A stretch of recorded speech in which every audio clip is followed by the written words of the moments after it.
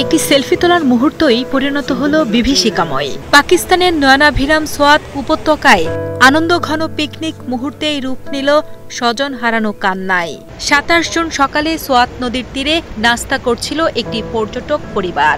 এ সময় তাদের সন্তানেরা নদীর পানিতে নেমে ছবি তুলতে গেলে আকস্মিক পাহাড়ি ঢল সবকিছু ভাসিয়ে নিয়ে যায়। পানির ভয়ঙ্কর স্রোতে ভেসে যেতে থাকা সন্তানদের বাঁচাতে ঝাঁপিয়ে পড়েন পরিবারের অন্য সদস্যরাও, কিন্তু তীব্র স্রোতের মুখে অসহায় হয়ে পড়েন তারাও। স্থানীয়দের মতে, সাহায্য চেয়ে তাদের আর্তনাদ প্রায় ২ ঘন্টা ধরে শোনা গেলেও স্রোতের তীব্রতার কারণে কেউ উদ্ধারে নামতে সাহস পায়নি। স্থানীয় প্রশাসন জানিয়েছে, পাঞ্জাব ও শিয়ালকোট থেকে আসা ওই পর্যটক পরিবারটিকে নিয়ে মোট ১৮ জন ঢলের কবলে পড়েন। সকাল ৯:৩০টায় বন্যার সতর্কতা জারি করা হলেও তার আগেই পরিবারটি নদীর তীরে পৌঁছে গিয়েছিল।